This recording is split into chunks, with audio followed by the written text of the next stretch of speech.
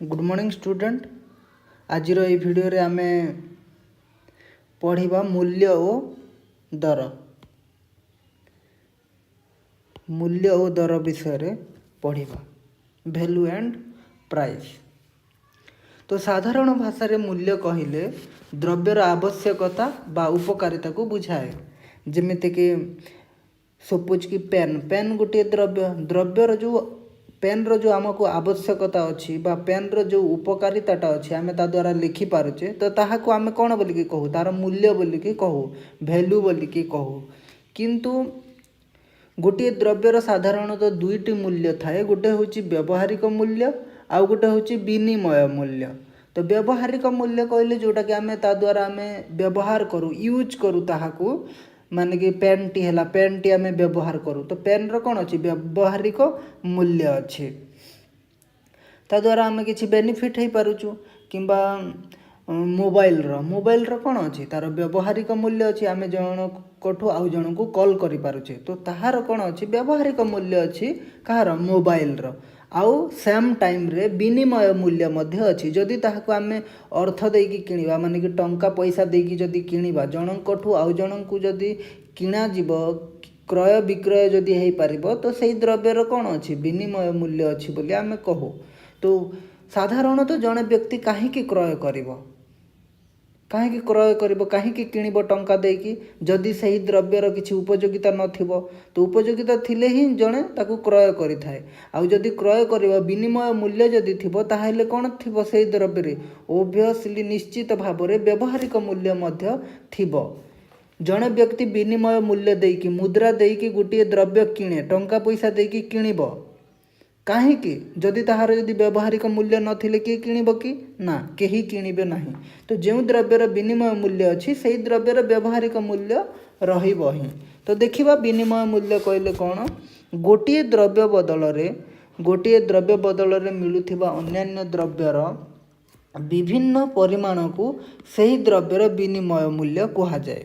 तो गोटे द्रव्य बदल रे मिलुथिबो माने सपोज कि गोटे पेन वन पेन बदल रे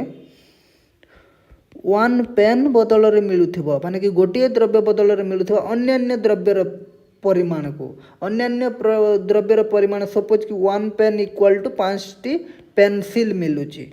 गोटे द्रव्य बदल रे केतोटी पेंसिल मिलुची 5टी पेंसिल मिलुची वन पेन इक्वल टू। तो ये लिखा है देखी ना जदि गोटे कलम बदल रे 5टी पेंसिल मिले तेबे गोटे कलमर विनिमय मूल्य केते गोटे कलमर मूल्य 5टी पेंसिल गोटे कलमर विनिमय मूल्य केते 5टी पेंसिल बोली कहा जाए। तो साधारण भाषा रे कौन बुझिल तार डेफिनेशनटा गोटे द्रव्य बदल रे मिलुथिबा अन्यान्य द्रव्यर विभिन्न परिमाण को अन्यान्य द्रव्य जो परिमाण रे मिले सही द्रव्यर माने कि पेन रो कौन बोली कहि परिबा आमे विनिमय मूल्य बोली कि कहबा। अर्थात कौन सी द्रव्यर क्रय क्षमता को क्रय जो क्षमता सही द्रव्यर विनिमय मूल्य कहा जाए। तो जो पेन रो जो क्रय क्षमता अच्छी जो 5टी पेंसिल देले जाए कि आम कौन कर क्रय कर तो सही पेन किनिबा पय हमको 5टी पेंसिल देबाक पड़िबो तो सही पेन रो विनिमय मूल्य केते 5टी पेंसिल।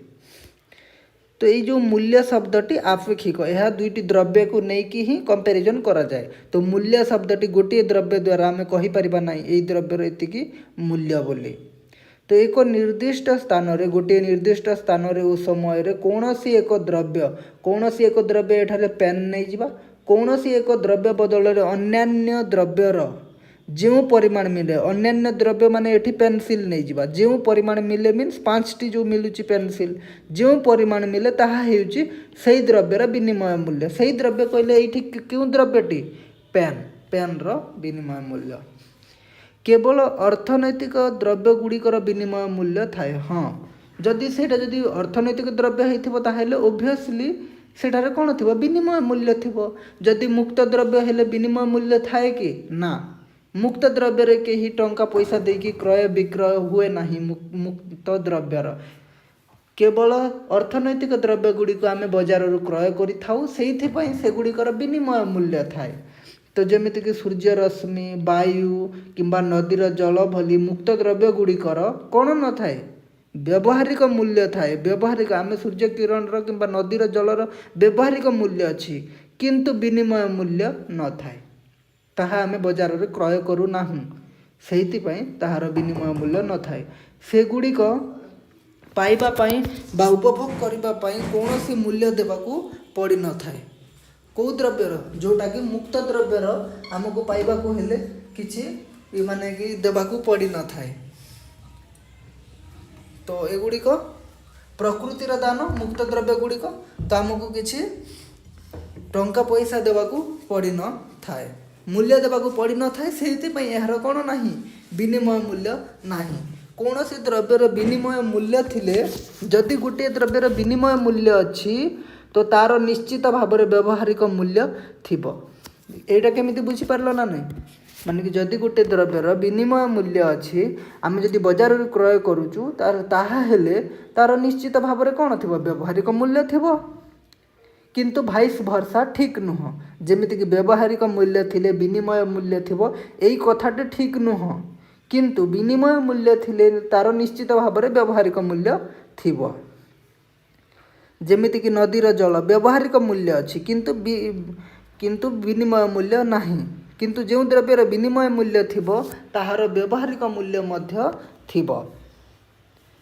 कारण उपयोगिता नथिले गोटे द्रव्य विनिमय रे केही अन्य कौनसी द्रव्य देबाकू राजी हेबे नाही तो किंतु गोटे द्रव्यर व्यवहारिक मूल्य थिबा सत्वे विनिमय मूल्य थाई न पारे जोटा कि एने कहूथिली विनिमय मूल्य थिले व्यवहारिक मूल्य थिले विनिमय मूल्य न थाई पारे जेमिति कि सूर्य रश्मि वायु मुक्त द्रव्य यार उदाहरण समस्त मुक्त द्रव्य गुड़िकर कौन न थाए विनिमय मूल्य न थाए नेक्स्ट देखिबा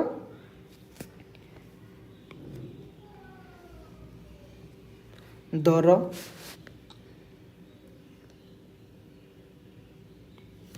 एठारे देखिबा दर कहिले कौन सी द्रव्यर विनिमय मूल्य को मुद्रा आकार रे प्रकाश कले ताहाकू दर कहा जाए गोटे द्रव्यर कौन तार विनिमय मूल्य जो अच्छी माने कि गोटे पेन रो विनिमय मूल्य हेउची 5टी पेंसिल तो से जो विनिमय मूल्य को आमे गोटे पेन रो विनिमय मूल्य को जदि मुद्रा आकार रे प्रकाश कर दवा मुद्रा आकार रे टंका आकार रे जदि प्रकाश करबा ताहेले ताको आमे कहूचे दर बोली कि कहूचे जोटा कि प्राइस दर कहूचे द्रव्यर दर तो जेते बेले गोटे कलम रो दाम 5 टंका बोली कहा जाए तार अर्थ है से जो 5 टंकाटा गोटे द्रव्यर कौन हम गोटे कलम रो मूल्यर परिमापक बा तार दर तो गोटे पेंसिल बजार रे 1 टंकार जदि बिक्री है 1 टंका गोटे पेंसिल बजार रे दर केते 1 पेंसिल रो दर हेउची 1 टंका आउ जदि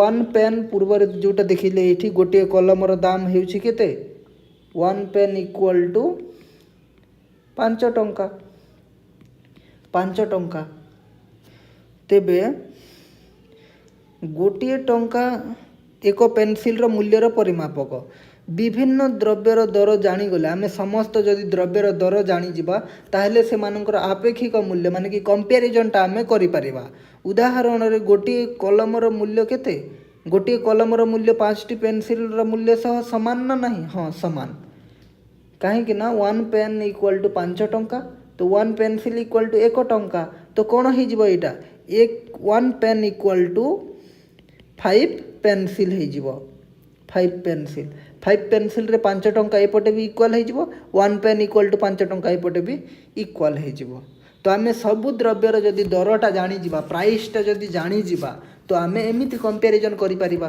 केउ द्रव्य प्रति केते टंका सपोज कि आम कही थांते कि गोटे खातार दाम होची 10 टंका 1 कॉपी जोटा कि खाताटा 1 कॉपी इक्वल टू सपोज 10 टंका जदि 10 टंका ताहले आमको 1 कॉपी खाता इक्वल टू आम कौन लिखिपर 2 पेन लिखिपर तो गोटे खाता बदल रे आमको 2टी पेन सह समान हम तो आम कौन करिपरिबा विभिन्न द्रव्य जदि तार दर जानीगले आम ताकू कंपेरिजनटा करिपरिबा तो नेक्स्ट देखिवा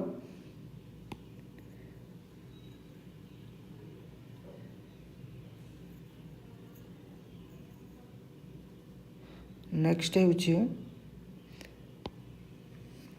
विभिन्न द्रव्यर दर एका बेलके ह्रास बा वृद्धि घटी पारे। हाँ विभिन्न द्रव्यर दर एका बेलके ह्रास बा वृद्धि घटी पारे। सपोज कि पेन रो प्राइस वृद्धि हो पारे किंबा मोबाइल रो प्राइस वृद्धि हो पारे। एका सांगरे खातार बुक्स रो प्राइस गुड़ाक दर गुड़िक वृद्धि हो पारे बा एका थरके ह्रास हो पारे। किंतु समस्त द्रव्यर मूल्य एका बेलके ह्रास वृद्धि घटे नाही। सपोज कि 1 पेन इक्वल टू कौन है 5 पेनसिल। तो ये दी जनकर प्राइसटा दर यार जदि सपोज 5 टंका अच्छी यार सपोज टंकाटे अच्छी तो यार कौन हो पेन रो प्राइसटा सपोज कि 8 टंका हो गला आउ पेनसिल रो प्राइसटा सपोज कि 2 टंका हो गला।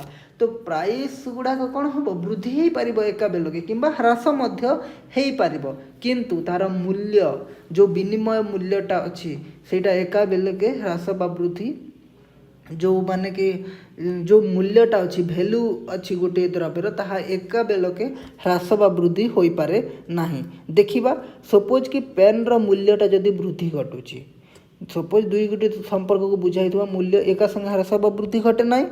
ऊपर उदाहरण समीकरण आम जाचे 1 कलम इक्वल टू 5टी पेनसिल। जदि कलमर मूल्य वृद्धि घटे कलमर मूल्य जदि वृद्धि घटे तार विनिमय मूल्य जदि वृद्धि घटे कलमर तो कलमर मूल्य वृद्धि घटिले आमको ये कौन हो मूल्य वृद्धि घटिले यार प्राइसटा बढ़िबो ना कमिबो बढ़िबो। मूल्य जदि वृद्धि हेले ये 5 टंका 10 टंका हो तो पेनसिल रो मूल्य जदि स्थिर अच्छी तो कौन हम पेनसिल आमको केते देवाक पड़ो एठारे 10टी पेनसिल देवाक पड़ो। जदि पेन रो मूल्य वृद्धि होउची जदि कलमर जदि मूल्य वृद्धि घटे तेबे अधिक पेनसिल ता बदल रे उपलब्ध हेबो अधिक पेनसिल आमको देवाक पड़ो इक्वाल करिबा पई।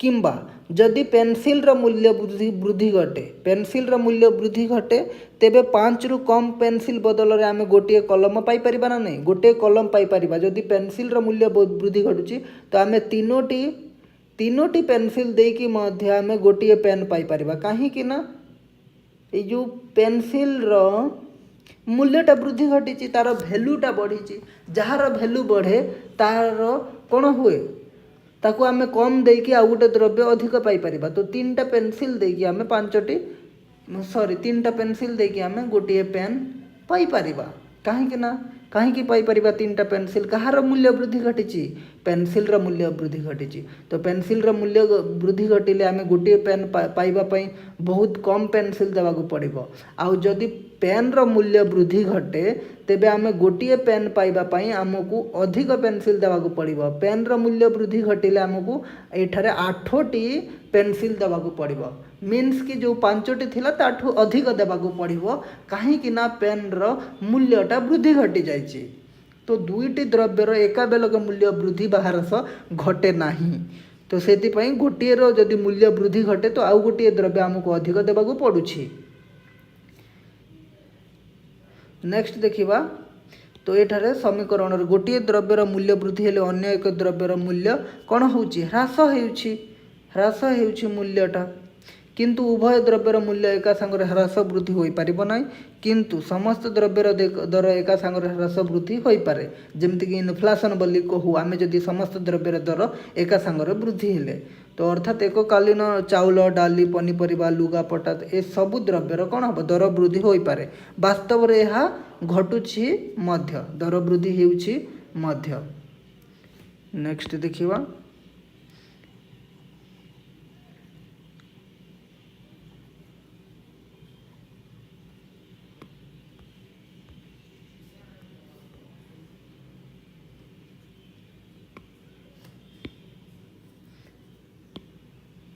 इठी लिखा जाइछि एककालीन साधारण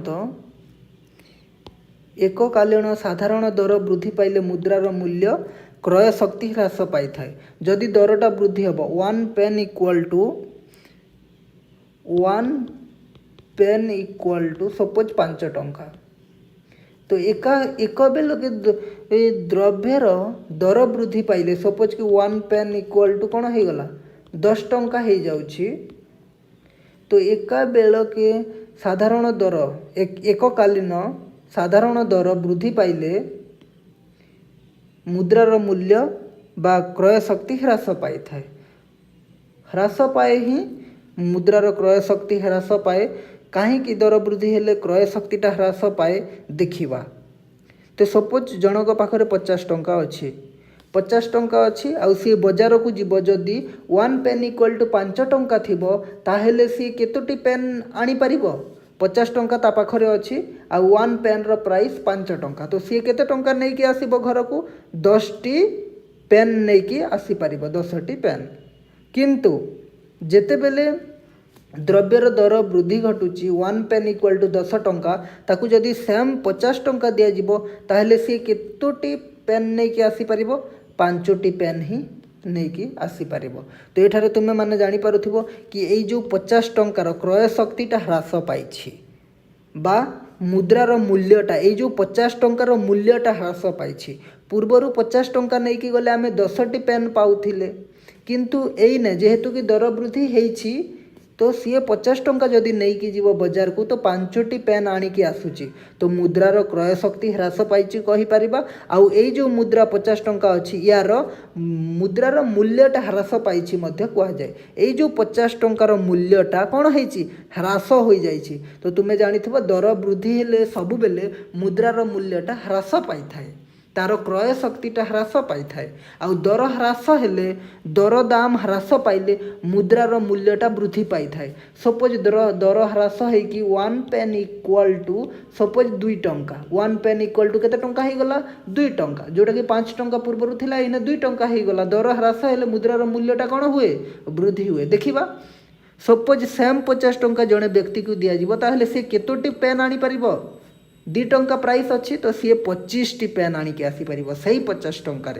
तो दर ह्रास हेले मुद्रार मूल्य ये जो 50 टंकार मूल्यटा कौन होची वृद्धि होची सही 50 टंकार आमे अधिक द्रव्य सामग्री किनी पारुछे। सेहिति पई कुआ जाए दर ह्रास हेले मुद्रार मूल्य वृद्धि पाई थाए। तो अतएव देखिबा दरदामर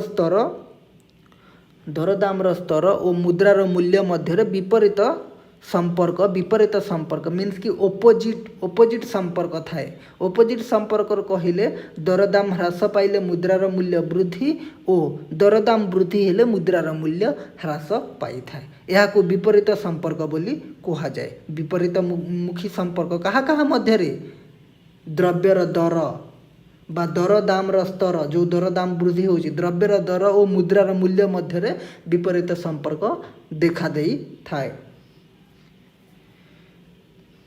थैंक यू।